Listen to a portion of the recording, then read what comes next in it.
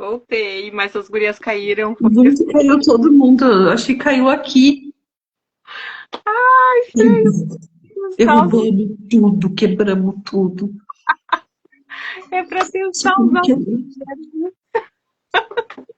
Nós já chegamos quebrando tudo. Porrada. Oi, Andrew! Não fica Gente, bravo. Não de Estão me bravo. ouvindo? Aham. sim. Que Agora quer. loucura é isso? Ah, que Ai, urucubaca. Jesus, Maria José. Tá Caiu. louco, meninas? Tá difícil, hein? Ah, São as forças negativas pra gente não falar o que precisa ser dito. nada vai nos parar. A gente pode apanhar um pouquinho, mas a gente vai persistir. Então, Nós somos mais fortes. estamos todas agora, né? Cuidado com o que a gente tocar aqui. Olha quem acordou. Meu Deus.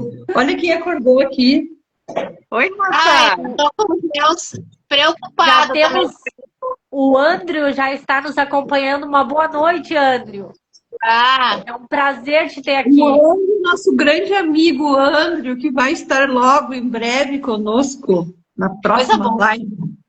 isso aí. Gente, peraí. Estamos aguardando. Tá, ok. Então, acho que aqui, pra mim, tá tudo ligado, tudo certinho. Me escutam, gurias?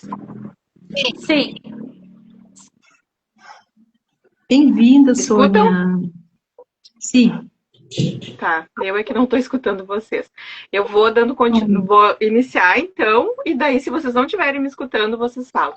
Pessoal lá em casa, nós pedimos desculpa, nós estamos tendo alguns problemas para entrar na live, mas a nossa vontade de estar aqui com vocês é muito maior do que os contratempos que nós estamos enfrentando. Então, hoje é o nosso segundo episódio do Mãe Pode Mais. Nós vamos falar de quando tudo mudou na nossa vida. Do diagnóstico à maternidade atípica.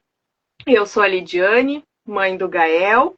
Ele teve o diagnóstico nesse ano, com 3 anos e 5 meses.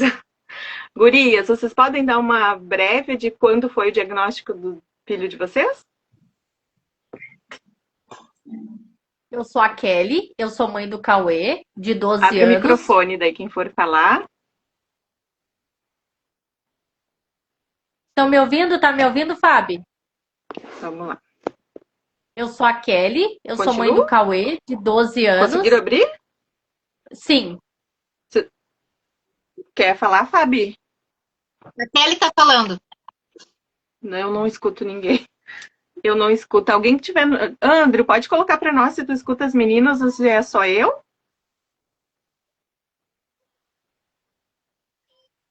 Débora, fala aí. Vocês estão me ouvindo? Fui eu que caí, gente. Vocês estão me ouvindo? Mas a gente tá te ouvindo. Nós estamos te Pois ouvindo. é, acho que ela está desconectando lá. O teu tá alguma coisa. fechado também, Débora. Não, tá aberto, abri. A Sônia disse que Boa escuta noite, todas. André. A Sônia tá Eu escutando acho que todas. sim. Então tá, eu vou continuar. E daí a gente vai ter que conversar por mímicas, tá, meninas? Porque eu não tô escutando ninguém. A última vez eu não tava enxergando, agora eu não tô escutando. Então existem momentos que a maternidade ela muda e muda tudo. É um exame, é uma consulta, é uma frase que a gente nunca mais esquece. E hoje nós vamos falar sobre este dia, o dia em que o mundo virou de cabeça para baixo. E ao mesmo tempo a gente descobriu assim, um amor tão grande, uma força tão grande, que as gurias vão falar um pouquinho como foi esse diagnóstico, mas primeiro elas vão dar aquela entrada ali de quando foi, que idade foi que elas receberam o diagnóstico de cada um dos seus filhos. Então, eu vou pedir para que você se organize, porque eu não estou conseguindo escutar. Pode começar pela Débora, depois que a Débora parar, vai a Fábio e a Kelly.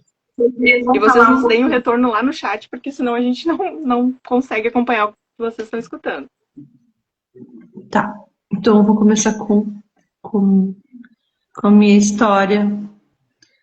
Eu acho que é o fone que tá dando problema. Deixa eu desligar aqui um pouquinho. Tá. Deu agora, gurias? seu. Então, eu sou a Débora. Tem alguém pedindo para entrar, mas agora não tenho como deixar, tá?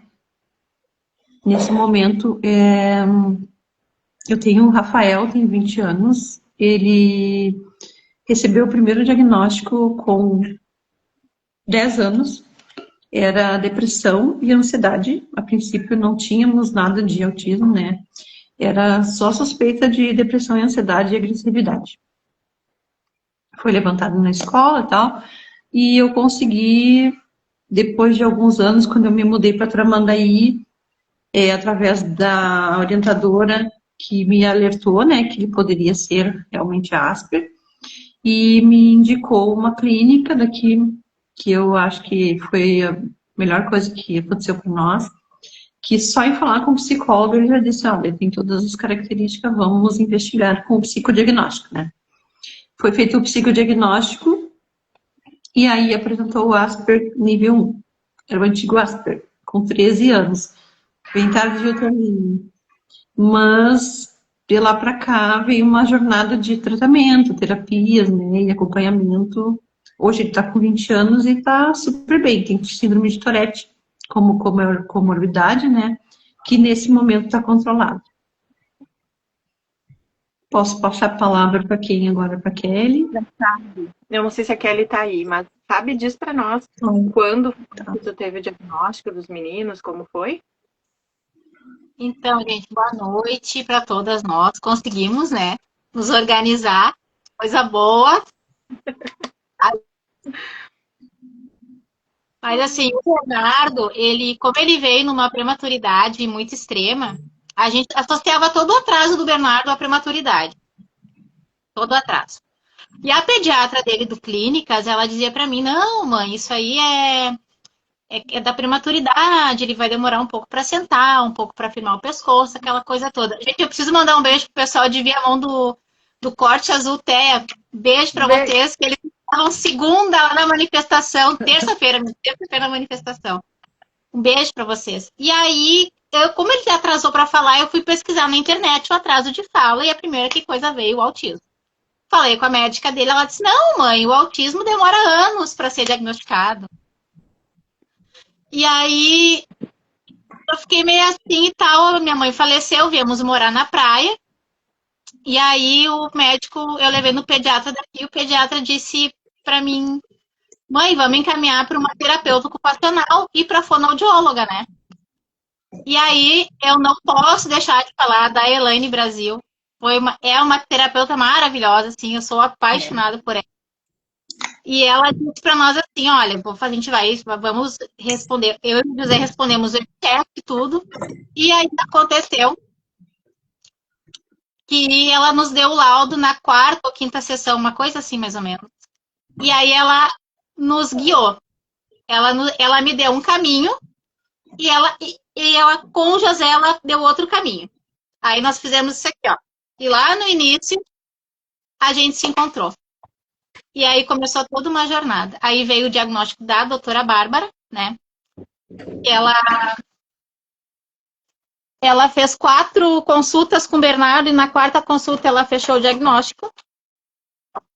E aí eu comecei a estudar. E aí eu estava grávida, eu tinha o Bernardo com autismo e um pai que não aceitava. E o luto da minha mãe ainda que eu não pude viver, né? Graças a Deus, a Elaine, assim, deu um rumo e nós estamos aí hoje na luta. Aí o Bernardo começou a falar aquela coisa toda. E nós não paramos mais. Eu passo agora para Kelly, né? Kelly, é contigo. Boa noite, meninas. Boa noite, pessoal. Tudo bem? Eu sou mãe do Cauê, autista de 12 anos, e do Cauã, de 5 anos. O Cauê, ele recebeu o diagnóstico através de uma psicóloga. Ele estava em um atendimento com o CRAI, na psicóloga, aonde passou um caminhão, ele colocou as 2 mãos na cabeça. Quando ele colocou as 2 mãos na cabeça, a psicóloga perguntou, mãezinha, ele faz isso sempre? E eu disse, faz. Ele faz isso sempre. E daí ela perguntou, né? Conta um pouquinho mais sobre a rotina do Cauê, o que ele faz, mas nós nunca tínhamos desconfiado de nada. Porque em casa ele estava tudo bem, estava dentro da zona de conforto dele. Ele tinha algumas manias, uma seletividade alimentar bem grande. Ele corria de um lado para o outro, de um lado para o outro, que eu e meu marido dizíamos que ele fazia Cooper. Corria muito de um lado para o outro e falava frases repetidas, cantava uma frase, né? Eu believe butterfly, eu tô funk. Só que eu achava que ele gostava daquela palavra ali, daquela frase, por isso que ele falava muito. Eu nunca tinha percebido nada de diferente. Só que a questão social do Cauê, o socializar dele na escola, sempre foi muito, muito difícil. Ele sempre se desorganizou muito, se quebrava as coisas, se batia muito, se arranhava muito, então ele sempre teve esse prejuízo muito grande, só que a escola me culpava, a escola não, né? A escola e muitas outras pessoas da família, que ele era mal educado, que ele era sem limite, que eu precisava bater, que bater ia resolver, e nunca resolveu. Nunca. Então, através desse meu relato, a psicóloga encaminhou para o neurologista, o Dr. Edson. O Dr. Edson prontamente laudou o Cauê. Só que antes do diagnóstico, na verdade, ele fez o exame Ubera e o eletrocefalograma, que todos deram ok. Apareceu realmente um prejuízo, principalmente no eletrocefalograma. Foi aonde o doutor deu o laudo para ele. Só que quando nós saímos com o laudo, era tipo, tava escrito autismo, mas nós nunca tínhamos ouvido falar, nós não fazíamos ideia o que seria aquele tal autismo, e essa foi a maior dificuldade.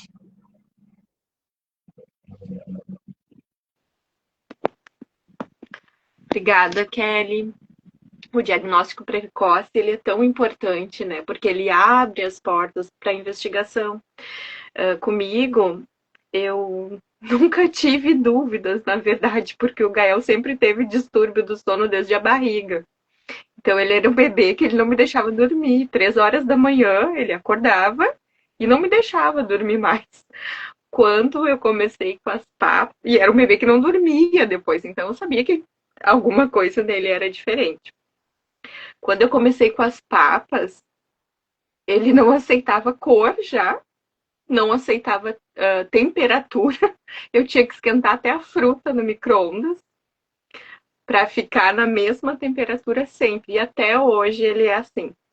Então, eu fui residente na pediatria do Hospital de Clínicas, então eu tive a oportunidade de conhecer o desenvolvimento da criança de perto e sabia que alguma coisa estava muito diferente com meu filho. Mas desse saber até eu conseguir o diagnóstico dele fechar, Sim. Levou 1 ano e meio. 1 ano e meio de procura, de busca, de invalidação. Mãe, é tu que mima demais. Mãe, tu não deixa ele fazer. E isso da equipe médica, eu escutava. Não, ele é um bebê da pandemia. Então, e isso vai fazendo com que a gente perca um tempo precioso da intervenção. E as mães, elas sabem, elas conseguem perceber que tem alguma coisa diferente no seu filho, seja na hora da mamada, quando ele não fixa o olhar, né? A gente começa a ver desde muito pequenininho. E isso é importante demais, a gente levar a outros médicos. Quando a gente tem essa desconfiança, buscar a informação, porque é libertador, mas ir também em outros especialistas. Se a criança já está na escolinha, prestar atenção quando a professora traz aquilo que está muito diferente das outras crianças, olhar a caderneta ainda da criança, a caderneta de vacina, aquela ali tem todos os marcos que a gente precisa. Então, é a primeira avaliação, até mesmo para o profissional. Ali a gente tem um parâmetro. Opa, meu filho não está atingindo os marcos, tem algumas coisas que estão se sobressaindo muito, já de bebezinho, para que a gente não espere esse tempo e chegue tardio. Eu me lembro exatamente até da roupa que eu vestia no dia que eu recebi o diagnóstico. Eu me lembro de estar num pronto-socorro, porque ele ia fazer a primeira consulta com o neuro, e era num pronto-socorro. E ele ficou 2 horas chorando sem parar ali.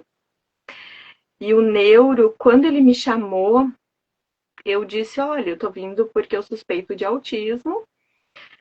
E ele me disse assim, eu não tenho dúvida, porque ele ficou 2 horas chorando. E eu pensei, por que que tu deixou ele ficar 2 horas em sofrimento e não me chamou para essa sala, sabe? Então eu me lembro exatamente o rosto dele, a voz da pessoa. E quando ele me deu aquele diagnóstico, que ele disse, sim, é autismo, e me deu já uma medicação junto, ali eu já tinha esperado tanto que o diagnóstico foi só um. Tudo bem, eu já sabia. Mas a medicação, quando ele me deu para uma criança de 3 anos, é como se o meu chão tivesse aberto, assim. Sim.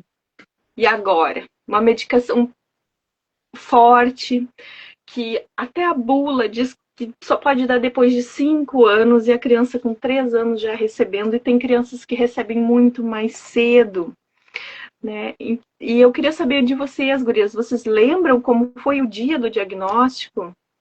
O que chocou vocês, ou o que vocês, naquele momento, se sentiram aliviadas com o que o Consegue médico... me ouvir, Lid? Sim. Lid, o Cauê, quando ele tinha. Eu coloquei ele na escolinha com 2 aninhos. Na escolinha, os professores notaram que ele tinha algo diferente e me encaminharam para o psicólogo. Só que na minha ignorância, porque nós fazemos isso, né? Eu retirei ele da escolinha. Eu disse: não, meu filho não tem nada. Ele é perfeito. Eu não bebo, eu não fumo, sabe? Eu sou uma mãe boa. Por que que o meu filho vai ter problema? Com 3 para 4 anos, eu coloquei em uma outra creche. O Cauê, eles quebrava tudo. Eu chegava, tinha 4, 5 segurando ele. Eu digo, não é possível. Tirei da escolinha de novo, porque naquele momento ali eu julgava a escola e a escola me julgava. Coloquei na próxima escola. Novamente tudo se repetia. Mas tu sabe aquilo, Lid, dele, ele vinha de mãozinha dada comigo. Ele ia até a escola, ele me dava beijo, ele dizia tchau, mamãe. Eu digo tchau, filho. Dava 20 minutos, a escola ligava. O Cauê estava completamente desorganizado. E isso é o mais difícil, sabe? Porque a gente tenta negar. Tu já trabalhava com isso, mas no caso eu neguei. E depois, no dia que eu recebi o diagnóstico, eu neguei novamente. Eu cheguei em casa, aconteceu a mesma coisa que você. Quando eu saí do consultório do médico, eu já tinha o laudo, eu já tinha o encaminhamento para as terapias, eu já tinha a receita da medicação, a risperidona 0,25.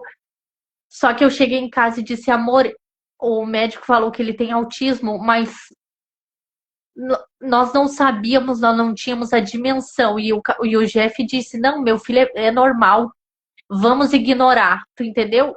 Ele estava de férias, quando estava dentro de casa tudo bem, começou a escola. Ele entrou na primeira série. Aonde entrou na primeira série foi onde a minha vida deu um nó. Aonde eu comecei a perceber que o autismo de normal ele não tinha nada. E que eu não tinha noção de qual seria a minha realidade daquele momento em diante. Desde o primeiro dia, o meu filho tirava toda a roupa. Ele gritava, ele se arranhava, ele pulava a janela, ele fazia tudo, tudo. E eu dizia, meu Deus, o que que eu fiz? O que que eu faço? O que que eu posso fazer? E eu jurava que só acontecia comigo, porque eu não via mais autista. O que que era isso? Não tinha um coleguinha que era autista, um vizinho que era, sabe? Não tinha essa referência. Então eu realmente achava que essa sobrecarga, que isso tudo que acontecia era só comigo. E eu pensava, como assim, meu Deus? Porque não é a criança que eu idealizei. E eu tive que me reconstruir a partir de um laudo, de entrar realmente com as medicações, que eu acho que é sim, Lídia, onde mais nos dói a questão da medicação, porque nós ficamos insegura, aí tu dá a medicação a primeira vez, a criança dorme 5 ou 6 horas, e tu diz, meu Deus, eu tô drogando meu filho, eu tô dopando meu filho. Só que aquela medicação ali, ela vai ajudar sim, mas o que vai salvar os nossos filhos e o que salvou é as terapias, é as intervenções. Essas sim são de extrema importância.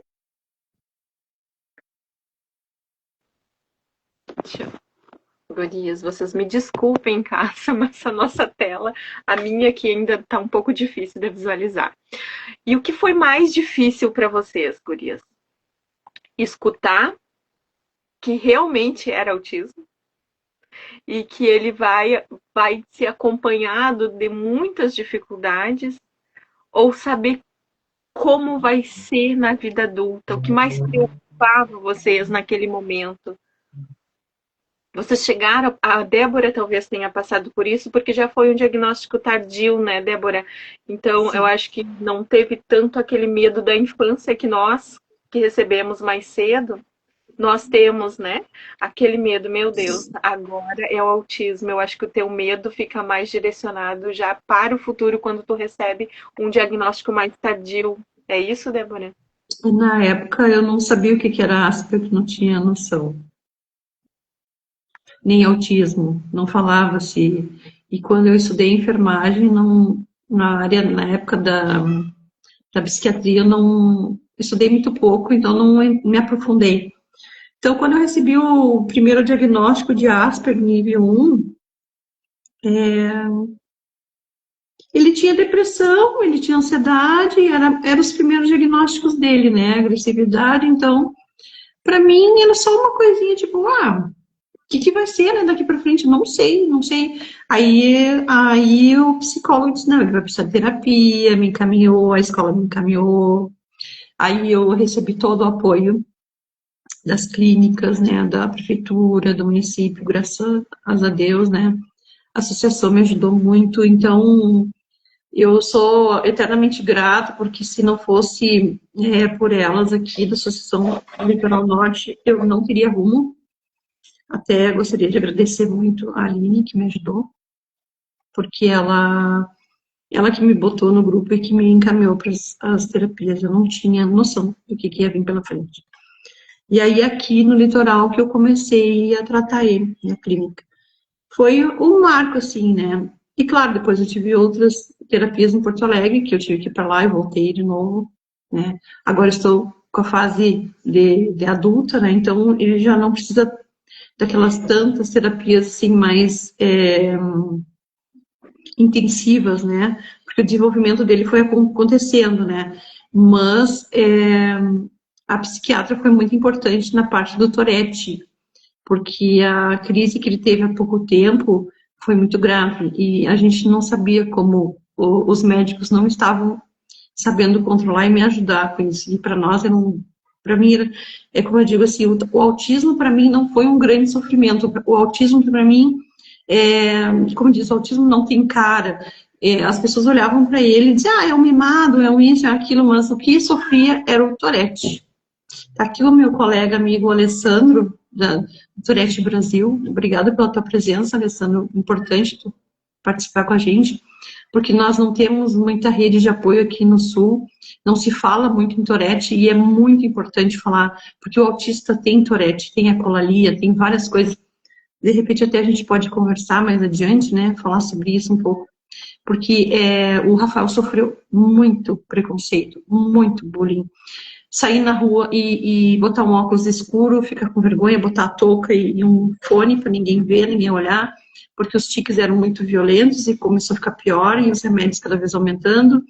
E eu assim, meu Deus, eu estou dopando meu filho e eu não sei mais o que fazer. E na real era um outro tipo de remédio que ele precisava, né? Que era um certeiro. Não sei se posso falar remédio, mas eu não vou falar. Porque cada um tem a sua necessidade. Mas no momento foi 3 gotas o suficiente para suspender e redimir, ter a remissão dos sintomas que ele estava naquele momento em crise. e violento, que aqui não sabiam o que fazer com ele. Eu ia ter que ir para Porto Alegre, não sabia o que fazer. Mas foi, assim, um divisor de águas que ele tá aqui do lado no quarto, conversando com os colegas dele. Só ouve risada, gargalhada, brincadeira, tá estudando, tá continuando a faculdade, tá fazendo um curso de escrita criativa. Então, gurias, assim, e o pessoal aí do Tourette, nós temos esperança, sim. Temos esperança, podem ficar tranquilas. O André está aí também para nos dizer que ele não tem Tourette, o André. Também, outra hora, eu vou trazer para vocês verem ele. Ele é maravilhoso, tem muita coisa boa para passar. De esperança para o vocês futuro. sabem. Desculpa, Kelly. pode falar. Oi, André, Eu tudo bem? Tudo, André? Eu acho que o mais difícil André, é porque quando a gente recebe um diagnóstico, nós estamos completamente despreparadas, sem ter noção do que é o autismo. E aquilo que nós buscamos através de informação, ela não nos ensina para a prática, para a realidade. E aonde nós comecemos a lidar realmente com a realidade do autismo, com o prejuízo que ele traz, tanto para a família quanto para a criança, é onde vem a nossa maior preocupação. Porque até então o Cauê começou com autismo, tudo bem, é autismo, começou com a medicação, daqui a pouco vem as crises mais fortes, daqui a pouco começou a entrar mais comorbidades, e essas comorbidades vieram vindo associadas, hoje ele tem 5 a mais, né? Fora isso, as crises, elas modificam a criança. Eu não sei se o de vocês, gurias, mas a impressão que eu tenho é que as crises variam, a seletividade também. Parece que eles vão mudando e essa intensidade, ela oscila de uma maneira que muitas vezes nós não conseguimos acompanhar. Exatamente, né, Kelly? Quando a gente pensa agora, eu aprendi a lidar com essa situação, a situação inverte e fica tudo completamente diferente, né? Eu acho que no momento, assim, quando tu recebe o diagnóstico de autismo, depois Fábio fala para nós também, a gente não tem nem dimensão de todo o agravo que vem com isso, né? E menos ainda, quando é pequenininho, menos ainda os problemas futuros, né? A gente não dimensiona, a gente vai aprendendo na prática a se equilibrar, porque eles oscilam muito, né? Até mesmo os distúrbios sensoriais. Um dia é de um jeito, no outro dia é do outro, né? E eles vão migrando, mas é sempre um aprendizado novo. Quer falar para nós, Fábio, qual foi, assim, quando tu recebeu a notícia de autismo? Foi o maior medo ou tu já começou a pensar no futuro, como seria? Ou também estava nessa situação que ali ainda não tinha dimensão? Não, gente, na verdade, que nem eu falei antes, eu estava grávida. Minha mãe faleceu dia 8 de outubro. 8 de outubro. Dia 14 de outubro eu descobri que eu estava grávida dele. E a gente pegou o laudo do Bernardo, ele tinha 2 anos e 5 meses. E aí, com 2 e 8, ele começou todo o tratamento. Eu não tive tempo de viver o luto do autismo, não existiu a possibilidade. Eu descobri, a Elaine passou o diagnóstico para nós, junto com a doutora Bárbara, de Capão da Canoa, maravilhosa, a doutora Bárbara, assim, ó, 100 palavras para ela. E ela é muito certeira. Ela é exata nas coisas. Ela fez 4 consultas com o Bernardo. Na última consulta, ela fechou o diagnóstico. E aí eu disse para a Elaine, liguei para a Elaine disse assim, não, tu faz o seguinte, tu vai para a internet e o José fica fazendo a terapia comigo. Que o que mais me marcou quando a gente pegou o laudo do Bernardo foi o seguinte, a primeira frase do José, eu não tenho filho retardado. E aquilo me doeu tanto, tanto assim, que eu pensei, meu Deus, como é que tem o pode? Pessoal da Tourette Brasil dizendo aqui, ó, há mães que se desesperam com o diagnóstico.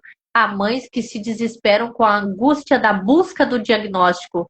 Em todos os cenários, a dor é imensurável. E é exatamente isso. Fábio, Exatamente. continua, Fábio, teu relato, por favor. E aí eu me desesperei, daí a Elaine disse, não, tu deixa comigo que o José, eu faço terapia com o José junto com o Bernardo. E foi o que ajudou, assim, hoje o José senta e conversa e eu fui pra internet. E aí, assim, ó, como eu falei, eu não tive tempo de pensar no amanhã, eu tinha que pensar no agora. Eu tinha que pensar assim, ó, só um pouquinho, o que que é o autismo? Primeiro eu tentei tratar de entender o que que é o autismo, daí comecei a pesquisar, é um transtorno de neurodesenvolvimento, que na época estava em estudo ainda se era genético ou não, né? Hoje já se sabe, né, que é genético, né? E aí comecei a estudar, e comecei a ver, e aquela coisa toda, e foi indo, e foi indo. E aí eu conheci a Elaine, disse assim, tem um grupo de mães, que também são mães de autistas, e que tu pode te integrar, né? E aí foi no grupo do Moab, que as mães me acolheram de uma forma imensurável, assim, sabe? Que nem a Kelly tem uma fala que diz assim, no grupo eu encontrei a mesma dor que a minha. Eu vou ser muito sincera, eu não passei um terço do que a Kelly passou, do que a Débora passou, né? E eu acho que quando a gente tem esse apoio das mães, o real apoio das mães, né? Que nos acolhem, nos abraçam, nos fazem nos sentir realmente acolhida, eu acho que isso tem uma dimensão enorme, assim. E aí foi o que eu comecei a fazer. Eu comecei a participar do grupo e comecei a pesquisar e trocar experiência e foi indo e foi indo. Quando eu vi o José, já estava. Ele já estava conversando sobre o autismo, ele já estava falando com os outros sobre o autismo, sabe? E hoje ele fala com orgulho, ele tem uma camiseta que ele diz, a camiseta dele diz assim, sou pai de autista com orgulho. E ele é aquele, ele mesmo, a gente não é casados, mas não mora juntos, né? Por enquanto. Mas ele mesmo longe, ele tá sempre presente. Ele liga todos os dias. Hoje o Bernardo tinha a E com a Silvia, ele ligou já meio-dia. E aí, filho, como é que foi com a tia Silvia? Como é que tu brincou? E o José interage muito. Então, eu acho que a participação do pai é de extrema importância pra gente, né? Mesmo que o pai não esteja presente, mesmo que o pai não seja casado com a mãe, mas que ele esteja presente. E isso é de extrema importância, assim, ó. Faz uma diferença enorme na vida de um autista, isso aí. E eu fui para a internet e aí comecei a pesquisar e a gente está aí lutando e estudando leis, principalmente isso, né, gente? Que a gente teve aí uma passada de perna muito grande, muito, muito grande do governo, né? Para as mães. Que, mãe? Do governo para as mães, né? E se tu não souber das leis que defendem o teu filho, por que tu vai saber, né? Nem Exatamente. eu sei. Pode falar. Não, pode continuar. Eu sempre digo assim, ó, hoje as pessoas que eu admiro não é mais Ana Maria Braga, não é mais essas pessoas assim de culinária, né? Que a gente, quando a gente fica. Não, hoje eu admiro quem? Luciano Lacerda, Paulo Liberalesso, Tiago Castro, Isabel Ferrari, Érica Rocha, Elaine, sabe? São pessoas assim que hoje eu admiro e que eu sigo, porque eu sei que podem me ensinar alguma Mas tu coisa. vê, Fábio, o quão é importante, tu falou da questão dos profissionais, né? E o quão é Sim. importante ter profissionais qualificados. Porque uma medicação correta para uma criança, ela muda a vida, não só da criança, mas a dos pais, né? Porque eu passei por fases, o Cauê chegou ao ponto de usar 4, 5 medicações, 6 juntas. Topiramato, lídio, deparquene, tudo, tudo, tudo. Sabe o que é nada funcionar? E tu tá implorando porque tu vê que a criança tá sofrendo. Eu muitas vezes cheguei nesse grupo dizendo, alguém me ajuda, me dá um norte, me dá uma direção, porque era medicação de muita medicação para pouco resultado. Parece que não surgia efeito. Cada dia as agressões eram maiores, cada vez os surtos eram maiores. Ele dava com a cabeça na parede, nos postes. e não tinha o que fazer. Depois vem as tentativas de suicídio. Eu cheguei a um ponto de eu realmente eu não saber para onde correr, até que finalmente, através do hospital ali, o Conceição, né, que ele começou a se tratar no Conceição, o doutor, em convênio com o psiquiatra daqui, conseguir ajustar a medicação, e desde então, faz 1 ano, que eu digo, entre aspas, que o meu filho consegue ter uma vida normal, que eu consigo ter uma vida normal.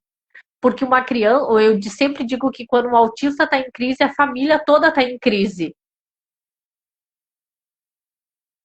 Exatamente. Deixa eu só falar da Elaine. Posso falar da Elaine? A Elaine também foi a nossa TO, Elaine, aqui da Associação Litoral Norte. Ela também está no MOAB, também está no Inclusiva, está em todas, tá? Ela é uma pessoa que eu conheci só virtualmente. Eu não conheço ela presencial. E sempre que eu pedi ajuda, ela correu para me ajudar. E a Elaine, eu acho que ela tem que vir aqui uma hora para nos levantar. Obrigada, Elaine. Com uma faixa. Obrigada, Elaine. Porque a Elaine que me disse quem era a médica que eu tinha que ir quando o Rafael estava na crise, que eu levei para a UPA e queriam dar Aldol para ele. E eu me desesperei. Eu disse, Aldol? Não, pelo amor de Deus, né? Não, vou levar meu filho gritando para casa. Vou levar meu filho gritando para casa. Assim como ele voltou, ele voltou e chegou aqui, passou mais um dia. E a Elaine se liga para essa doutora Amanda Malcones. Vou falar o nome dela porque ela é top. Realmente ela foi um divisor de águas na minha vida no Tourette. Não estou fazendo propaganda, mas eu estou fazendo o meu agradecimento, porque com a medicação certa, a pessoa certa, na hora certa.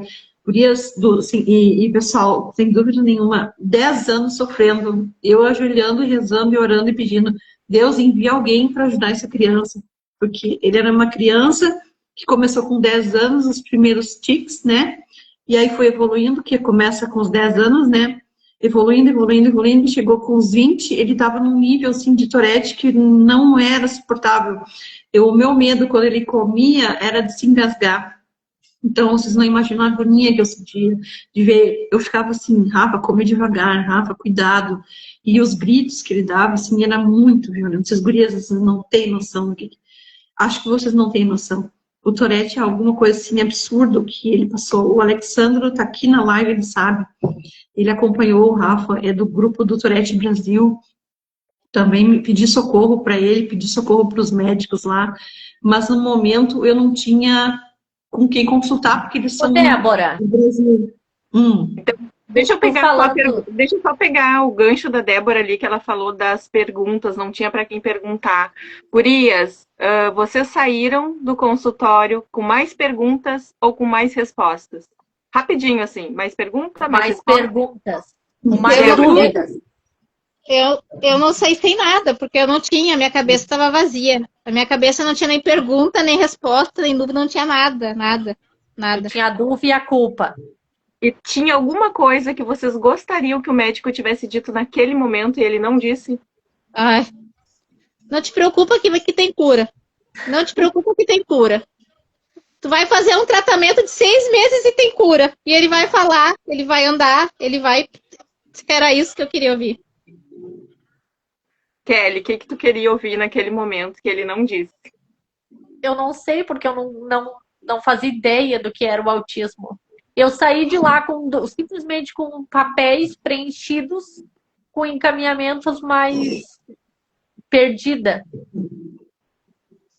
Eu queria que ele tivesse dito: faz as 40 horas de terapia que vai ficar tudo bem. Porque não vai ficar. Olide, mas tu entendeu que eles não especificam essa importância? Tu sai de lá, eles colocam no laudo, mãezinha, teu filho é autista, eu vou te encaminhar para isso, isso. Mas não é falado. É muito importante a terapia, mãezinha. A medicação até não é tanto, mas a terapia, a intervenção, ela vai mudar a vida do teu filho. Foca nisso. Exatamente, por isso que é tão importante a intervenção junto com o diagnóstico precoce. Se não tem uma coisa casada na outra, não adianta, gente. E por isso que assim, eu tô vermelha porque eu comecei também a estar com a renite, tá, gente? Só pra avisar vocês. Tô que nem a Kelly. Mas é assim, o Bernardo, eu lembro que eu fiquei 3 meses incomodando Secretaria de Educação, Secretaria, tudo que foi possível, até que uma hora eles disseram, não, a gente vai botar o Bernardo no CRAI. E foi. E eu acho que hoje eu estava conversando com uma mãe e ela me disse assim, porque faz 27 anos que meu filho é autista. Para vocês verem como é as coisas, né? É um casal de Novo Hamburgo, que eu fui visitar uma mãezinha do Moab, a Beatriz. E no armazém dela chegou esse casal e eles falaram, não, ele faz tratamento há 27 anos em Novo Hamburgo e ele não fala uma palavra até hoje. Isso, há 27 anos atrás, tu imagina? 7 anos a mais que a Débora. Imagina. Sabe? Então, assim, ó, é que eu sei, por isso que, assim, ó, muita gente diz, Fabrícia, por que tu briga tanto? Por que tu bate boca? Cara, não bato boca à toa. Porque se a gente sabe que a intervenção precoce resolve, ajuda, por que a gente não vai brigar? Por que a gente não vai atrás? Com profissionais capacitados e qualificados. Eu acho que é justamente porque quando a gente recebe esse diagnóstico, a gente não sabe nem para onde a gente vai. E daí falta essa informação, né? Mãezinha, agora é correr atrás de terapia. A primeira coisa, né? É correr atrás de aprender a fazer em casa, porque a criança vai ficar muito mais tempo em casa do que na terapia, né? Então, eu acho que é isso que falta, né? É que se prepara, vai buscar, aprende, pede para o profissional te ensinar, não vira maçonaria, que da porta para dentro ninguém sabe o que faz. Terapia tem que ser ensinado para mãe e pai, o profissional não tem que ter medo de perder ensinando, ele só ganha porque a criança evolui. E a profissional, ela tem o hábito de chamar a mãe para conversar, mas novamente não especificar a importância. Eu sei por mim, Lid, quando o Cauê começou nas terapias era 30 minutos. Tu entendeu que eu passava mais trabalho para chegar na terapia com ele estabilizado do que o próprio tempo? E por muitas vezes eu pensei, eu tô perdendo meu tempo trazendo ele aqui. Porque é desgastante. Só que depois que eu parava, eu dizia assim, meu Deus, pelo amor de Deus, me dá o lugar, eu preciso das terapias. Porque daí a gente entende que aqueles 30 minutos ali, que é o que é oferecido pelo SUS, né, mal e porcamente, mas é extremamente importante que a criança faça. O choque, gurias, o choque inicial é inevitável para todas nós. Mas com o tempo, a gente aprende que é necessário ação, que a gente precisa colocar a mão na massa e o nosso amor, ele cresce e nos dá força, nos instrui, nos faz buscar, nos dá energia para ir atrás, para brigar, como a Fábio disse ali, quando é necessário ser ouvido, tá na lei, direito, fazer acontecer, tirar do papel, porque não adianta a gente não cobrar. As leis estão ali para serem usadas, mas as leis não vêm bater na porta da nossa casa e dizer, tô aqui, vem cá me usar. Não vai, gente. A gente precisa saber, quando a gente não sabe por onde, porque está recebendo o diagnóstico, procura a defensoria. Lá não vai ter conflito de interesse. Alguém vai te orientar. Alguém vai te ajudar de verdade, né, Lívia? Não vai te orientar pensando, mas lá na frente eu vou ganhar isso. Vai te orientar, vai te dar o caminho, e mesmo que não tenha condições aquela pessoa de ser atendida pela defensoria, ela vai te dar um caminho. Outra coisa, um programa muito legal que tem só sobre o direito do autista é o Autismo Legal, da doutora Carla. Ela passa muita informação. Então, gente, descubram o que o seu filho tem direito e busque. É um direito, não é um favor, e tem que ser cumprido. É isso que a gente tem que ter. Quando eu entrei... Ninguém está nos fazendo favor. Quando eu entrei com o BPC do Cauê, eu esperei 5 anos. Eu entrei 5 anos depois para recorrer. Porque eu acreditava que não era um direito dele. Porque muito se fala autismo leve, que na época era autismo leve, né? Autismo leve não tem direito. E eu dizia, capaz, eu não vou entrar por 5 anos. Aí depois, quando eu realmente eu disse, não, mas eu preciso, foi aumentando a questão da medicação dele, eu entrei, e quando eu ganhei, eu de caraca, é um direito de todo mundo, de todo. E agora estão querendo mexer, né? Estão Mais uma querendo vez, tirar como eu esse falei pra direito da Lídia, gente. o meu tá em reavaliação, o do Cauê, né? Dia 26 ele tem perícia, só que é um direito. E outra coisa, gurias, foi aprovada uma lei, a 15.157, onde diz que toda pessoa dentro do espectro autista tem direito a um benefício, a uma prestação continuada. E na mesma semana, eu acho que uma semana depois, eles vieram com essa MP, essa 1296. É um absurdo o que estão fazendo. Eu fui para Porto Alegre na terça-feira, eu vi cada coisa naquele INSS que vocês não imaginam, gente. Mães com crianças com deficiência gravíssima foram levadas para reavaliação, gente, com cadeira de roda. Gente, é demais, assim, ó, O benefício do inescrupuloso. Cauê não paga a medicação que ele ganha. Imagina, né? Dias, o Fábio tá colocando um comentário aqui. Há uma frase que sempre levo comigo. É que diagnóstico não é desfecho. E isso estimula a busca, a qualidade de vida do paciente sempre. Nós vamos falar agora um pouquinho sobre a reação na família. Como foi? O diagnóstico ele não chega só para a mãe, ele ecoa em todo. Só que às vezes esse eco vem como silêncio. É importante a gente conversar com os nossos familiares, buscar uma rede de apoio, porque o autismo vai estar conosco muito tempo. Mas, às vezes, essa rede de apoio, como diz a Kelly, o autismo entra por uma porta Sai pela janela. E a rede de apoio vai pela outra, né? Nem todos entendem essa necessidade, que nós precisamos desse apoio imediato. Esse pedido de socorro. Aham. Então, gurias, eu queria saber como é que foi na família de vocês. Como é que foi os primeiros dias? A Fábio já falou que o José lá teve a sua resistência, o pai do Gael também no começo acreditava que podia ser, não tá certo aquele diagnóstico. Kelly, como é que foi lá na tua casa com a família?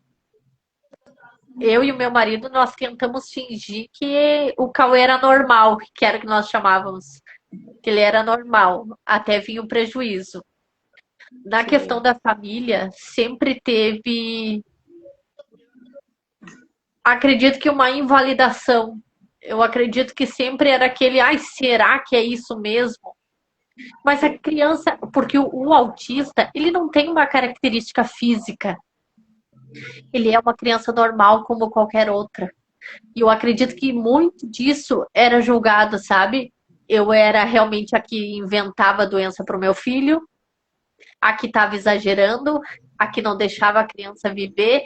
Sempre realmente a questão do julgamento. E por mais que as pessoas tentassem entender, eu acredito que elas não tinham a dimensão do que era aquela dor que eu tentava externar, do que era aquele pedido de socorro ali que eu preciso. Porque, como eu falei aqui, gurias, quando o Cauê entrava numa crise mais severa e eu pedia ajuda de alguém, não era de prontidão. Quando chegava 30 minutos depois, 40, ele tinha se normalizado. Ele tinha se reestabelecido, então estava tudo bem.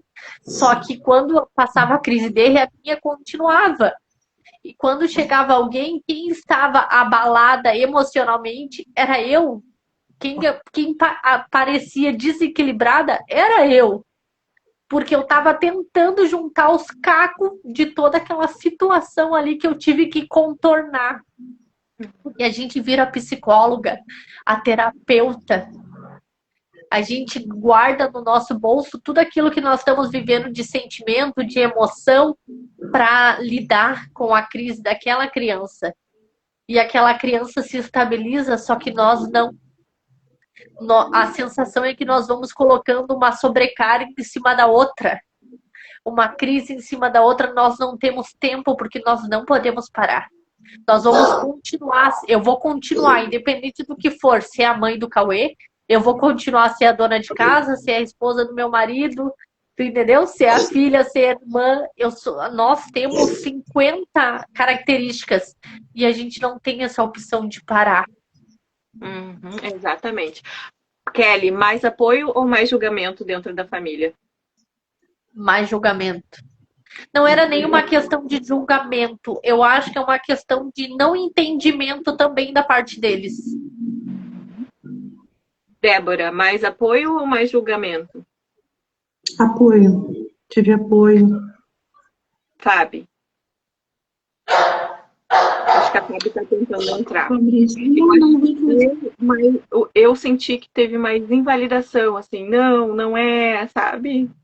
Até porque, como eu falei, eu percebia muito cedo. A Fábio está tentando entrar agora. Tô tentando.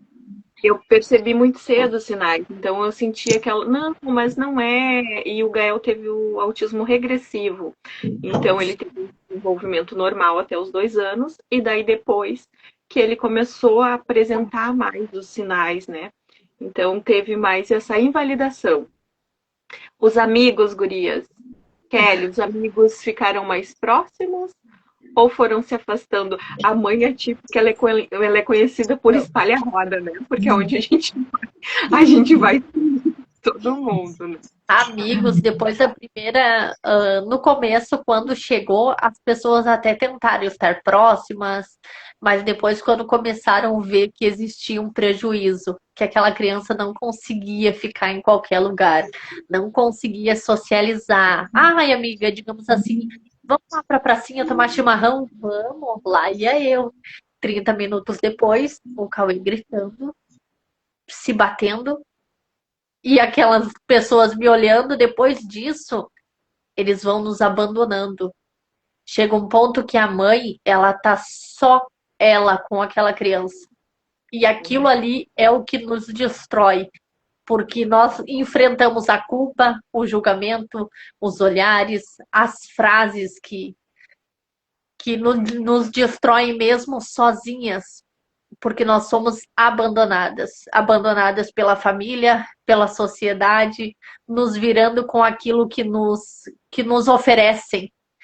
Só até o ponto que nós aprendemos a lutar e dizer não, eu não aceito isso. Até ao dia que nós descobrimos uma defensoria. Isso muda a vida, muda tudo. Exatamente. Débora, consegue nos escutar? Alguma frase? Oi, eu tô tentando aceitar a Fábio, não tô conseguindo botar ela aqui, não sei por que de novo. Quem sabe tu vai tentando, eu vou falando aqui com Tô a Kelly. tentando colocar ela, porque ela tá pedindo aqui, eu não tô conseguindo botar ela de volta. Para ela pedir para entrar. Ela tá pedindo, pede de novo, Fábio. Kelly, tem alguma frase boa ou ruim que tenha te marcado nessa caminhada com os amigos ou com a família? Uma frase que tenha te marcado, que alguém tenha te dito? É que depois de grande, o Cauê recebeu o diagnóstico de 4 para 5 anos, quando começou o prejuízo realmente, depois de grande, eu passei, quando ele começou as tentativas de suicídio, eu passei por uma questão muito importante com a minha família, que foi onde nos dilacerou ainda mais. Sim. Mas eu acredito que depois de grande eu consegui ver esse apoio da minha família, sabia? Depois de grande, de tanto prejuízo, de tanta luta, porque eles vão entendendo que tu tá lutando, que tu não desiste realmente, e vão começando a te validar, a te dar validação pela tua luta, pela tua dor. O autismo é muito difícil, né? A verdade é que é muito difícil. Para mim, eu acho que a frase que ecoa ainda, assim, negativa em mim, foi quando meu filho entrou com a matrícula na escola. Que eu escutei assim, eu não sei se a gente vai poder ficar com ele, sabe? A pessoa nem tinha olhado ele ainda, porque ele não estava ali, estava só eu.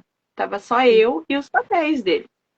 Mas a pessoa não estava disposta a conhecer aquela criança, a ver o potencial que aquela criança tinha, sabe?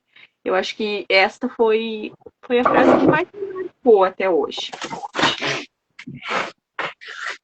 Eu tive uma ação, agora eu tô falando aqui, eu tive uma ação que me marcou muito.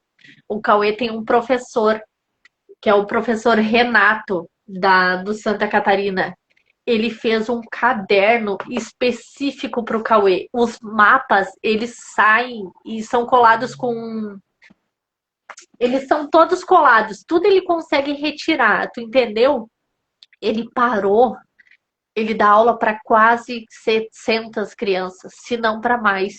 E ele parou para fazer um caderno específico para o Cauê, porque o Cauê, ele tá na 7ª série, mas ele não é alfabetizado. Sim. Ô, Lid, é muito complicado eu falar sobre isso, porque eu tenho a sensação que eu não vivi o autismo, eu sobrevivi a ele. Então eu não tive tempo de. Eu realmente eu não tive tempo de pensar, de ver alguma coisa. Era tudo tão difícil, desde a medicação, desde os surtos, desde as tentativas de suicídio, as falas. O Cauê em surto, hoje não. Graças a Deus, porque ele tá com a medicação ajustada, mas ele dizia, me ajuda a morrer, eu preciso morrer, e ele implorava para que eu ajudasse ele a morrer, ou eu ia na cozinha e ele tava com as facas tentando se matar. Então eu sempre vivi aquele estado de alerta. Eu preciso, e até hoje, às vezes, eu tô falando com alguém na rua, eu me vejo naquele estado de tentar controlar a situação. O que pode dar errado? Como eu consigo interceder antes que o pior aconteça? É que nem eu te falei, desde que o Cauê entrou na 1ª série, eu vou todos os dias na escola. Eu cansei de socorrer não só o meu filho, mas as professoras. Então é uma realidade muito diferente e é muito louco isso, porque nós somos 4 mães, mas cada uma com a sua vivência, com o seu grau de dificuldade, né? Com os seus amparos. Exatamente. E nem todas as pessoas, elas que estavam ali antes da maternidade atípica, elas ficam, né? Mas a gente encontra outras pelo caminho. Essas vão se tornando as nossas famílias, vão sendo o nosso suporte. Obrigada, dentro mana. dos grupos, né? Dentro dos grupos também a gente acaba se acolhendo muito, porque as dores são muito parecidas, né, gurias? E para muitas pessoas, ter um diagnóstico de qualquer doença é um ponto final. Mas para a mãe atípica, não. Para nós, é o primeiro capítulo quando a gente recebe o diagnóstico, né? Vem muita luta pela frente, vem também muita superação de coisas que às vezes a gente não acredita que aquilo ali um dia pode normalizar, né, Kelly? Como hoje o Cauã já tá melhor, né? E às vezes quando tu tá lá naquele turbilhão, parece que aquilo ali nunca vai terminar, que a gente nunca vai conseguir sair daquela situação. Mas aos pouquinhos Hoje, eles vão evoluindo. isso é Pode o falar. mais louco, porque hoje eu olho, eu digo, hoje eu olho, eu vejo onde eu estou, a vida que eu levo, o meu filho evoluindo, e eu penso que lá atrás eu pensei em me matar. Eu pensei que o meu filho não iria evoluir. Hoje ele começou a querer se alfabetizar e sabe, pequenas coisas. Só que eu nunca pensei que ele fosse conseguir ler, que ele fosse reconhecer. Hoje ele copia, não tudo, mas ele copia no quadro, ele interage com os colegas, ele interage com a professora, ele tem essa consciência. Só que, mesmo assim, eu vou te contar uma coisa. Quando eu descobri que eu estava grávida do Cauã, que é o meu pequeno, O Cauê tava fazendo esse eletrocefalograma e ele surtou, porque tinha que botar todas aqueles coisinhas na cabeça, né? E tinha que dormir. Quem disse que ele dormia? E ele surtou. Eu me ajoelhei no chão e eu chorava desesperada. E eu dizia, o porquê, meu Deus, o que que eu vou fazer agora? O que vai ser da minha vida? E o meu pequeno, ele veio para me ajudar. Eu acho que Deus, ele sabe o que faz, por mais que nós, muitas vezes, nós culpamos ele, ele sabe o que faz. E o Cauê, não sei se eu já te falei, Lid, só que o Cauã, o pequenininho, ele e o da Fábio, eles são colegas, né? E eles têm um autista nível 3 de suporte, que grita muito. E no começo desse ano, o Cauã chegava em casa chorando, desestabilizado. O Cauã, o meu pequeno. E eu, muitas vezes, eu cheguei a culpar, para te ver como a inclusão, nós somos um pouco hipócritas, sabe? Porque eu consegui ver o prejuízo do meu filho atípico, né? Com uma criança atípica. E naquele momento eu tive que ensinar o meu filho que estava sofrendo com aquele coleguinha que tá tudo bem, que era uma crise e que esse coleguinha precisava ser amado, ser acolhido e ser amparado, porque ele precisava disso. Só que ao mesmo tempo eu via o prejuízo que o meu filho tinha e eu me coloquei no lugar daquela mãe, daquela criança típica, porque eu muito vivi isso com o Cauê, só que eu tava do outro lado da maternidade.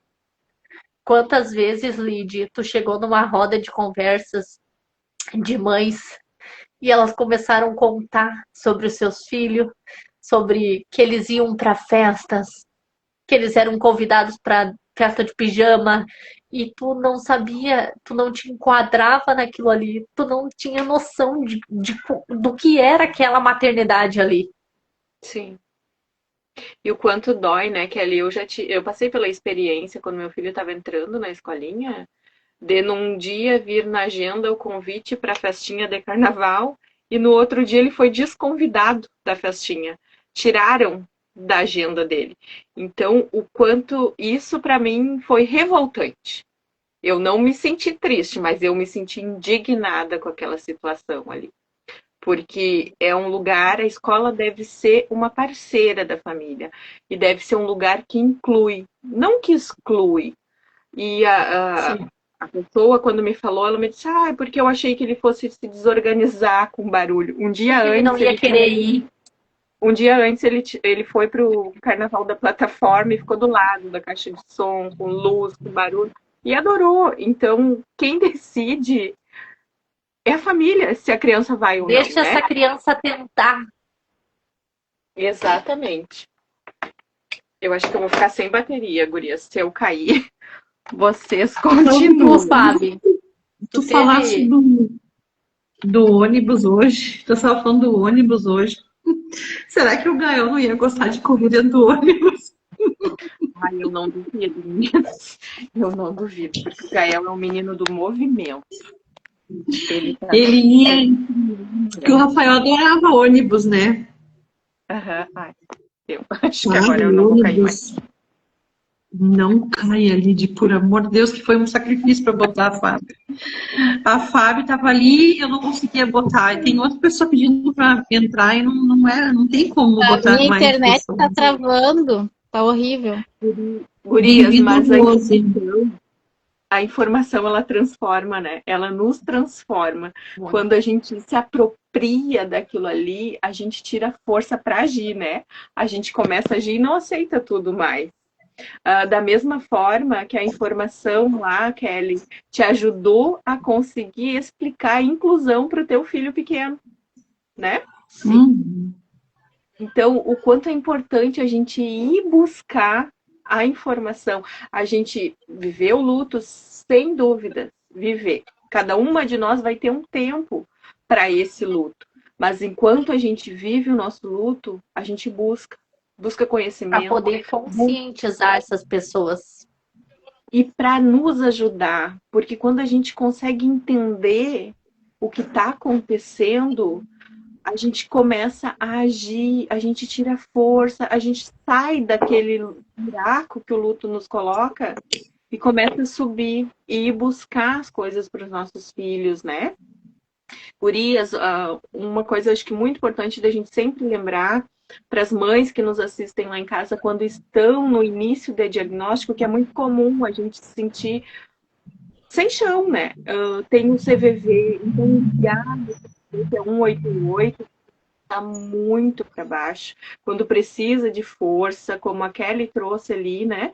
Quando acha que não vai mais suportar, ligar, porque lá vai ter alguém preparado para nos acolher, para nos orientar, nem que seja só para nos escutar naquele momento, para que a gente possa desabafar com alguém. Então, liguem para o CVV, que é 188, atendimento gratuito, 24 horas. E isso é tão importante, né? Porque, que nem eu falei, muitas vezes não vai resolver, mas o quão é importante nós sermos ouvidas. Exatamente. Fala aí um pouquinho, Fábio. Fábio, o que mais te surpreendeu no B depois do diagnóstico? O que foi, assim, para ti mais marcante que aconteceu com ele, assim, de surpresa boa? Ai, gente, eu assim não consigo falar muito, porque o Bernardo foi uma criança que ele foi muito. Como o diagnóstico veio cedo, e a gente começou cedo a intervenção, a gente foi correndo atrás do prejuízo, né? E como ele veio muito prematuro, tudo que a gente, o atraso todo dele, a gente ligava à prematuridade. Ah, é porque ele é prematuro, porque tá assim, porque tá prematuro, porque não sei o quê, porque não sei o quê. E aí, quando veio o diagnóstico do autismo, eu comecei a entender muita coisa. Aí, o que que eu fiz? Eu comecei a estudar o autismo e as formas que eu podia ajudar o Bernardo. Tanto que o Bernardo, com 3 anos, ele conhecia, ele não falava, mas ele conhecia todas as cores. O Bernardo sabia que se eu juntasse o branco e o vermelho, dava o rosa. Porque eu pegava a tinta têmpera branca, a tinta têmpera vermelha e misturava e dava o rosa. E ele fazia a mesma coisa. O Bernardo, ele conheceu as cores primárias, porque o José pegou 3 cestos de lixo, pintou de verde, azul e amarelo e comprou 3 bolas e pintou as bolas de verde, azul e amarelo. E o Bernardo ia lá e colocava a bola no cesto da cor que era. Sim. Então, tipo, foi tudo muito assim, ó, a forma como a gente lidou com isso depois que o José aceitou o diagnóstico do Bernardo, pra gente, agora, foi muito clara. Foi muito fácil, porque a gente se empenhou em saber como ajudar. A gente se empenhou em saber a forma como fazia para que ele soubesse as cores, para que ele soubesse contar mostrar de 1 a 5. E aí, quando ele começou a falar, ele já começou falando verde, já começou falando amarelo, já começou falando azul, sabe? Então, isso é que me surpreende todos os dias no Bernardo. Antes, e eu lembro muito isso, toda vez que eu pergunto isso pra ele, eu lembro de ti, Lid. Quando tu pergunta pro Gael, né, como é que foi a escola, o Gael não te responde, né? Não. Tu te prepara pro dia que ele começar a falar. Hoje o Bernardo me contou tudo. Ele me disse assim, ó, Kelly, mamãe, porque o Cauã pegou e aí o Otávio queria bater no Cauã, eu fui lá e defendi o Cauã, que não deixei o Otávio bater no Cauã, porque eu disse que era feio brigar. Que brigar não é legal. A Fábio, hoje em dia a Fábio chega para o carro, o Bernardo e o George, eles vêm correndo para mim, conversam, só que não era assim. É só quem consegue acompanhar para ter noção da dimensão do quanto eles conseguem evoluir com a persistência, né, Fábio? O Bernardo, ele ficava olhando para a Kelly assim, olhava, eu dizia, filha, tia Kelly, nem aí. Mas nem aí. Depois que começou a fazer o efeito das terapias e aquela coisa da casa, do triângulo, né, que é a escola, a casa, e enfim, tudo isso, aí eu comecei a perceber. E hoje, assim, ó, eu escuto até hoje as pessoas falarem, né, que o Bernardo, mas ele não parece autista. Sim. E essa frase é que mais me dói quando as pessoas falam. Nossa, mas ele é tão bem desenvolvido que ele nem parece que é autista. Cara, Como se todos fossem igual, né, Fábio? Como eu se fico fosse. pensando que não tem noção das noites que a gente passou em claro estudando, Sim, estudando sobre o autismo, sobre atraso de fala, apraxia, e foi indo. E aí hoje eu vejo assim, ó, escuto e a gente ouve, pá, porque aquele grupo de mães só faz barraco, porque aquele grupo de mães só tem gente que grita. Aquele grupo de mães, cara, se não é a gente fazer pelos filhos da gente, ninguém vai fazer. sim. E a gente sabe das leis. E que nem eu sempre falo, a advogada do meu filho sou eu. Assim como todo mundo é advogada dos filhos, né? Se eu não chegar numa secretaria de educação, numa secretaria de saúde, assim, não, mas ele tem direito a um monitor, a um AT, ele tem direito a ter, porque tá em lei, tá na LBI isso daí. Tu não sabe a LBI? Então eu vou te dizer o que é LBI. Estuda, porque não adianta ter 300 diploma e tu não saber o que é uma lei brasileira de inclusão, tu não saber o que é uma Berenice Piana. Eu coloquei o Cauê na escola especial. Quando eu decidi tirar, que eu fui na SMED pedir que eu ia tirar o Cauê, eu fui debochada. Quando eu fui pedir uma auxiliar, a resposta foi: mas não foi tu que quis tirar ele da escola especial? Só que daí eu judicializei. E aí é que entra ali a parte assim, ó, de tu ver a lei no papel, tu saber que tem a lei no papel e tu tem que judicializar por uma lei que já existe. Não Exaustivo, tem né? cabimento isso. É exaustivo isso, né? Tu tem que estar. É um retrocesso, assim, porque as leis Cara, já não foram existe. aprovadas. Eu Aonde que acho um que autista nível 3, nível 2 de suporte, o autista vai ter vai se desenvolver com 20 sessões de terapia. E depois voltar para ele desligado, talvez né? até consiga, só que ele sofre, a família sofre o dobro. E o retrocesso, parou as 20 sessões do retrocesso. Exatamente. Chega a ser criminoso isso, né, Fábio? Chega a ser criminoso um Não, profissional eu se preciso falar. omitir. Hoje eu tô no grupo do Moab de Cidreira até. Mandar um beijo para as meninas de Cidreira, que eu tenho paixão por aquele Moab. A Tanise fez uma live, vocês viram? Vocês Sim, acompanharam a live da Tanise? Não. 9.000 visualizações. Olha que bom. Gente, o secretário de Educação de Cidreira disse que autista nível 2 e 3 não teriam atendimento no centro de referência ao educando. só no Porque eles Catiacole. não tinham, exato, porque eles não tinham profissionais para atender. Que eles iam ou para o Ser em Osório ou para o Teacole, aqui no Imbé. Cara, o secretário de Educação falar isso para uma mãe atípica. Vocês têm discernimento do que é isso? Vocês têm ideia do que é isso, né? Sim. Ela me disse, Fábio, eu tô assim, ó, nossa, botando fogo pela. Ela disse que teve gente de todo o Brasil procurando ela por causa dessa live, gente. O Fábio Sim. falando aqui, ó, que a fragilidade dos profissionais da educação, infelizmente, está cada vez mais evidente. Isto dificulta muito o processo da inclusão, muitas vezes traz marcas profundas naquela criança. Exatamente. Gente, o Fábio, a gente tem que trazer ele um dia pro nosso podcast. Vamos O Fábio trazer. é padrinho do guri. Ele é uma pessoa assim, a gente brigou muito no início do meu diagnóstico de HIV. A gente brigou demais. Eu quebrava o pau com ele, ele sentava lá pra minha cara e dizia assim, tá, já deu de show, agora volta lá e vai trabalhar. Bem assim ele falava pra mim. E ele é uma pessoa que ele sabe exatamente tudo o que eu passei com os guri. E ele sabe exatamente o que ele... A fala dele é precisa e é clara. A gente precisa trazer ele um dia. Gurias, Chega de falar. vocês se sentem mais forte depois da maternidade atípica? Quem quer começar? Eu me sinto muito mais forte, porque antes eu deixaria passar muitas coisas de que eu não deixo mais.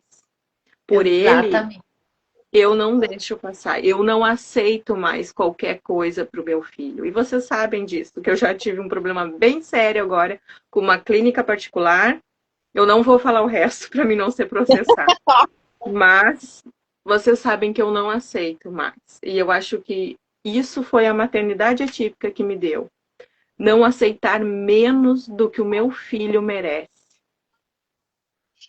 Eu acho que não é que eu me sinta mais forte, mas eu acredito que eu sou incansável. Imparável, né? Nós nos tornamos imparáveis. Eu acredito que a gente vira literalmente, que nem nós colocamos, né, uma guerreira, mas é isso. A gente veste uma armadura para defender os nossos filhos e nós nos tornamos paráveis. O amor da mãe atípica, ele é criativo, ele é resiliente e ele é capaz de mover o impossível, né, guria? É um amor tão frágil, mas ao mesmo tempo ele é tão forte. E isso se estende, eu consigo perceber, assim, não é só meu. Vocês viram a Isabela, né? 9 anos. Sim. Ela já tem esse ativismo por amor ao irmão dela. Exatamente. Uma graça isso. Isso se estende para a família, né? É o pai lá, quando ele assume aquele papel, né? E ele entende o que está acontecendo e vai estudar, né? O Fábio vai buscar. É tão importante a criança ter essa visão, porque a criança ela tem o dom de mobilizar. E quando tu vê uma criança ali disposta, lutando, levantando uma bandeira, é incrível. O José Felipe, quando ele enxerga o quebra-cabeça, ele diz para mim a festa do B. Uhum. Tá bom, Fábio, muito obrigada, viu? O Fábio tá avisando aqui que vai ter que sair. Obrigado pela tua participação, viu? Uma boa noite. E o José Felipe é aquela coisa assim, ó, quando ele vê o quebra-cabeça ou ele escuta a música, O Meu Mundo Azul, ele já diz, ó, mamãe, o B, a festa do B, a festa do B, a festa do B, exatamente. E aquela coisa assim, ele defende o irmão dele, e até de mim, às vezes, quando eu digo, Bernardo, não pode fazer isso, Bernardo, assim, ele defende e ele para assim, mamãe, você xingou o B. E ele fala claramente, a Kelly sabe, porque a Kelly vê, ele corre para abraçar a Kelly, eu digo assim, o que tu quer abraçar essa Kelly? Ele assim, sai mamãe, sai daqui, ele fala. Bem assim. Meninas, nós estamos nos encaminhando para o final. Alguma de vocês quer fazer alguma contribuição, colocar mais alguma coisa que gostaria de ter sido falado e não foi? Ou podemos... Débora. A Débora tá travada, tá que nem eu tava antes. A Débora falou sobre essa questão do Tourette, do filho dela, né? E me chamou a atenção, porque o Cauê, ele tem esses sons.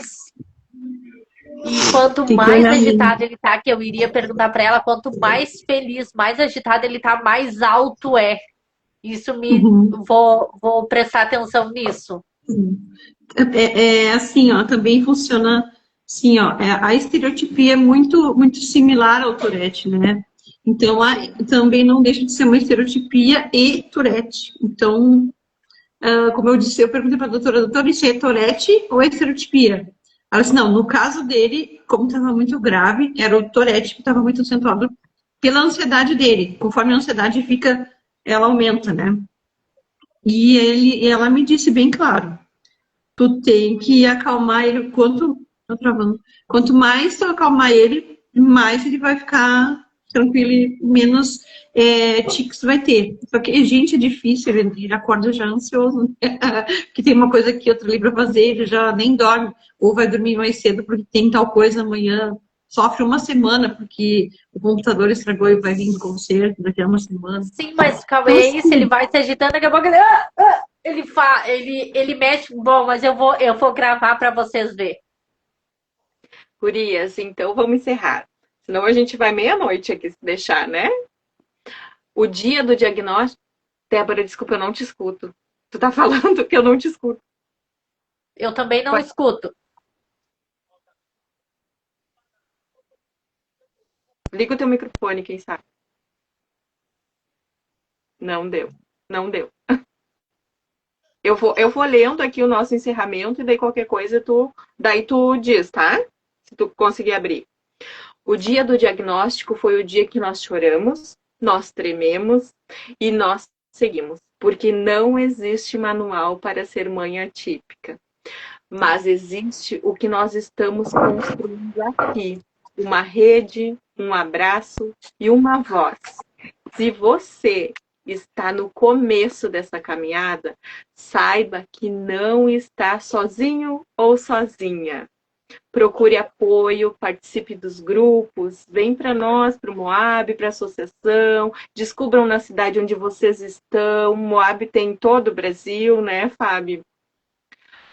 O projeto Angelina Luz também. Procurem os grupos, que ali nós temos todo o apoio que nós precisamos. Troquem experiências, porque cada passo que você dá também é um passo para o seu filho. E juntas somos muito mais fortes e ninguém está assim. Sim. O Andres falou aqui que o sobrinho dele, né, de 12 anos, é um defensor do autismo. E parabéns, primeiramente, para o teu sobrinho. É isso que nós queremos, né, gurias? Que as escolas ofereçam esse entendimento para essas crianças. Tu escreveu como Débora? Não, tá, como mãe. Peraí que a Débora deixou uma mensagem pro final. Acho que é essa, só há uma coisa na vida que precisamos aprender. E ninguém nos ensina isso nas escolas. A capacidade de suportar. Isso aí, é verdade. Suportar, superar e buscar, né, gurias? Continuar sempre caminhando. Boa noite a todos, obrigado a todos que estiveram aqui conosco. Se esta live te tocou, se você conhece alguém que está com o início de diagnóstico ou suspeita, manda para lá, para aquela pessoa também poder receber essas informações e, quem sabe, facilitar muito mais esse início do mundo atípico. Isso aí. Boa Tchau, noite, tchau. pessoal. Boa noite, Obrigada. pessoal. Beijo, tchau. Até 3/5, né? Nas 2 próximas não terá, porque nós vamos fazer uma transmissão ao vivo de um evento que nós estaremos. Isso aí. Então, Tá bom? até a próxima. Tchau, tchau.